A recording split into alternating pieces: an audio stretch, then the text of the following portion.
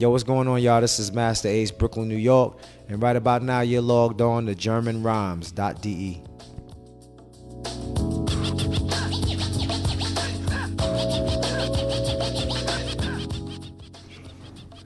Ja, hi, hier ist Tom von GermanRhymes.de.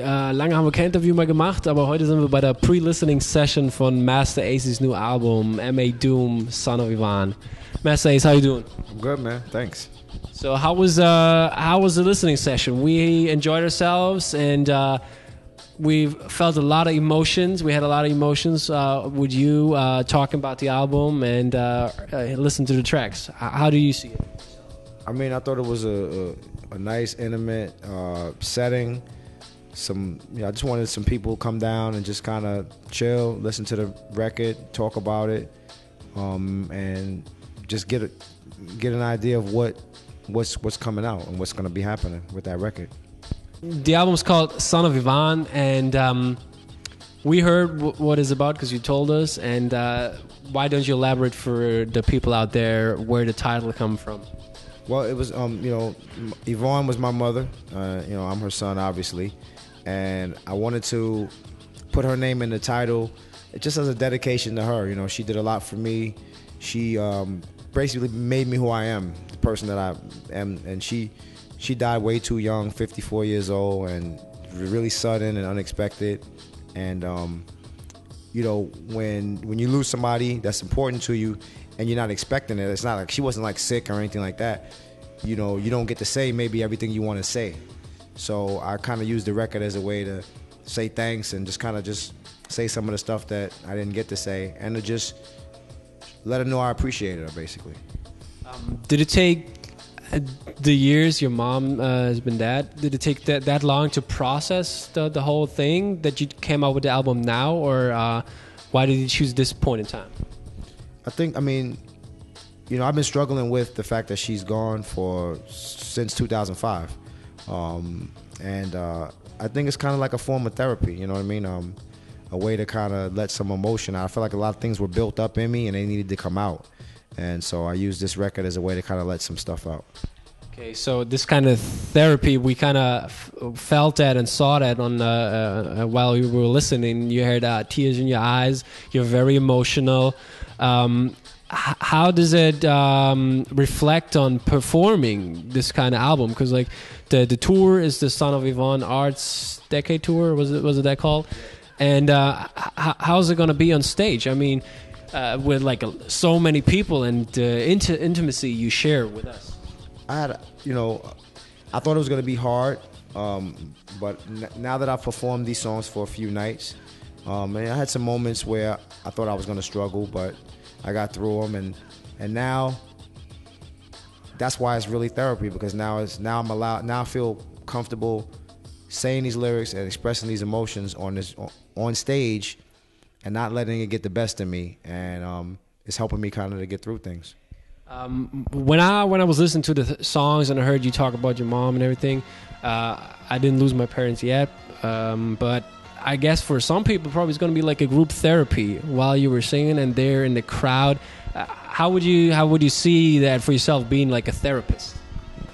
Well, I mean, there's people out there, that have lost a parent, in some cases both parents, and maybe they have unresolved issues or things that they haven't gotten to say to their parents, and they just never thought about it, and hopefully hearing this record will help them to think about their loved one or the person that they lost, and maybe have an opportunity to reach back. Maybe they'll pull out some old pictures, maybe they'll go back and look at some old video clips, and just deal with that hurt, because you got to deal with it, or it wells up in you.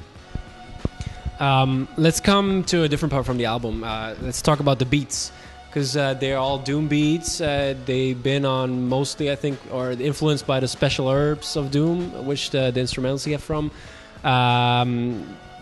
Tell us the story again, because we heard it earlier. How do you came through the beats? One of my buddies came by the house, and he had about 60 of the special words instrumentals from Doom, and he was playing them in the car, and asked for a copy, he gave me a copy, and I drove around with those beats for about 2 or 3 months, just listening to them. I like listening to instrumentals, and as I listened to them, I started to kind of find some favorites, some ones that really I liked a lot, and started formulating some ideas for lyrics in my mind. It was at that point that I decided to do a mixtape. You know, it was never supposed to be a commercially released album, you know, that people had to pay for. It was just going to be a mixtape, a free mixtape that you give away. And but when Fat Beats heard about the idea, they got really excited, and they felt like it should be a full-length, you know, record that people pay for. And it was them that really kind of got the ball rolling on this turning into a full-fledged album. And how was it like? Because like you hear so many stories about Doom. I mean, you hear there's like 3 or 4 different concerts of Doom at the same time, and like how was it? How did you work with him? I mean, there's a verse on one track of him, and you told us a nice story that it took like 6 months for him to come up with this verse. And how's that working with him, like in this kind of passive way?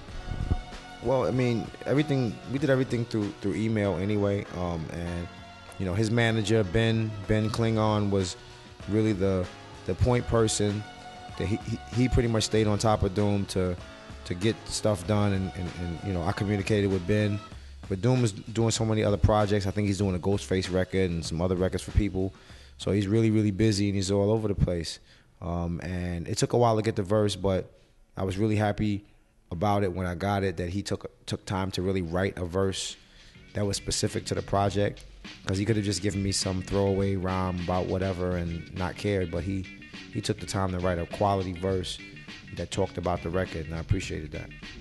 And because you said earlier, if Doom didn't have anything to do with like putting a verse on or whatever, or giving you his blessing, you wouldn't care because you would have put out the mixtape then, or the album anyways.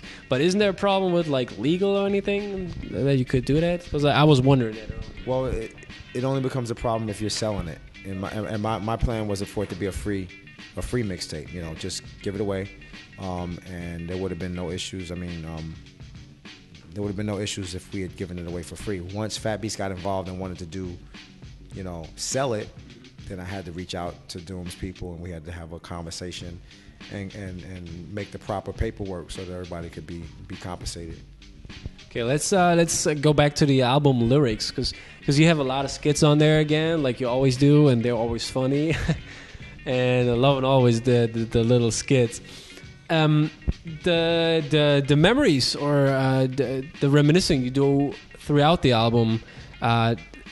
Does it, or especially on the skits, does it reflect actually moments that happened there with like where you were saying the same words basically? You remember that, or is it just that? Oh yeah, I remember I've been there, but not the words, anything. So, like usually my skits and stories and storylines are very loosely based on real life.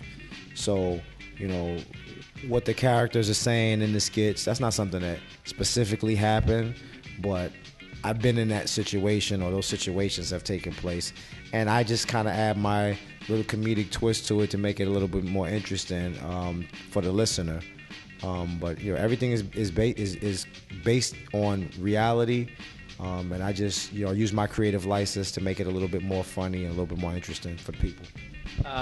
Did some moments, during writing the whole album and everything, did there come up some moments that you just, oh, I totally forgot about that? Did you just remember those moments which were like special? Is there something like that? Yeah, definitely. Just reaching back, you know, thinking about the guys standing in front of the store, for example. You know, I remember those days walking through the group of old guys hanging out in front of the store, and the smells, you know, there was like, you smell beer and, you know, different cigarette smoke or whatever, and I just kind of remember some of that as a kid, just being in that atmosphere. It was cool, kind of reaching back, and because when I reach back in my mind to that time, my grandmother's alive, my mother's alive, and we're, you know, living in Brooklyn, and it's a beautiful thing. What was your favorite moment you basically had on the album? I mean, there's probably a lot of favorite moments, but which was the one which pointed out most? I think the song "Son of Yvonne," the title track, just because just when I was writing it, I was really reaching back in my mind to a time that I remember so well, and you know, everything I say on that song is very specific to real life, you know, and what happened and what it was like as a kid growing up with her and my grandmother. Yeah, that's very emotional, and brings a lot of emotion up in probably all the listeners. And how do you see that in the future? I mean, is it always going to be like a memento, basically, the album for your life, or is there probably some like let's say in like 20 years or 25 years, is there something similar to this you would like consider making another sequel for the last 25 years then? I don't know if there would be a sequel. It's definitely something that I wanted to do. I wanted, you know, we'll see if it stands the test of time. I have confidence that the fans are gonna really love it. I know I love it, and you know, I don't know what, you know, in 25 years what people's view of this album will be, but I know that I needed to make it. I needed to make this record, and I'm glad I did. Yeah, us too. So you've been here for 25 years now. I don't know when the first single on the Marley Marl album came out exactly, 88 exactly, but I didn't meant the date or whatever, so I don't know if it's 25 years yet or not. But let's say it's 25 years. So do you plan anything special coming out then in the next year? No. I'm just gonna keep promoting this record, keep touring, and just start trying to figure out what the next step is. You know, I'm not gonna do a 25-year anniversary of being in the game. Everybody's doing that all over the place. It wouldn't be something that I would put together. If somebody else said they wanted to do something, that'd be different. But for me, I'm just gonna keep grinding, keep doing what I'm doing. So you don't want to celebrate yourself. Is that it? That's basically it, yep. Okay. So what's the plan then for the future? I mean, next year, is there something coming up, or are you just doing like the whole next year, the Son of Yvonne tour, basically? Yeah, well, we also have coming down the pipeline is the Disposable Arts 10-year anniversary, which will technically going to be the 11-year anniversary, but we have the 10-year anniversary of vinyl, which is a special edition, triple vinyl, with instrumentals, acapellas, all included. There's a special 7-inch of some live recordings of some of the songs off of that album. There's a documentary about the making of Disposable Arts, which is being edited right now. So all of that is kind of another project that's going to be coming out around the same time that M.A. Doom is out. I heard about the live band. You and the live band working together. How was that, like working with the live band now? Is it different from, or do you feel that that your music is interpreted different? Yeah, well, I mean, I guess technically I didn't really work with them. Fabby's had the idea to do, you know, a couple of covers of the songs off Disposable, and so they had this band, CSC Funk Band, replay a couple of tunes. I didn't tell them which songs to replay. They played the tunes that they kind of felt that they could interpolate the best. I listened to the instrumentals that they played. I liked them, so I went in and I did my vocals. But, you know, we didn't really go in the studio together and really rock. Okay, and on your album now, there was a couple singers you mentioned. I just remember Reggie B, but I don't know. I forgot the other one. Yeah, tell us a little bit about that, because like that's your label, and they actually sound really good to me. Yeah, Pav Bundy is he's in a group called the Bundys. It's him and this girl named Jamel Bundy, and the two of them form the Bundys. They are I would describe them as, it's really difficult to describe them. The way I describe them to people is I say, imagine if will.i.am and Missy Elliott formed a group. What that would sound like. that's what they sound like. And they're very unique in their sound, and they're super interesting. We just finished shooting their first video, which will be hitting the airwaves pretty soon. And you know, I feel like they're gonna be an international success. I feel like they're gonna be the next big thing, and I'm excited about them. And you know, I'll be running around having meetings to get them the right deal so that they can blow up the way they deserve to. So you basically produce them too, or how's that involvement? They produce themselves. Pav Bundy produces all the music. I'm basically one of the executive producers, and you know, I'm a co-owner of the label, so it's my job to put them in the best situation so that they can succeed. They're going to succeed on a much bigger level than, you know, anybody that we've ever worked with before.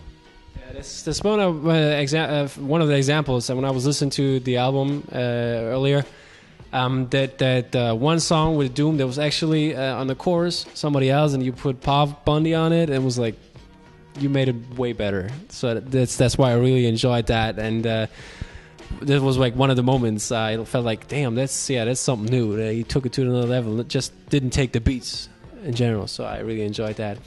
And yeah, what can we expect for the Berlin show on Thursday? Was it, I think, or Thursday or Friday? Yeah, Berlin show is Thursday. Have you ever seen my show before? Sure. You can expect some of that same energy. You can expect different routines, different deliveries of songs. You can expect different versions of songs. You can expect some unexpected verses thrown in.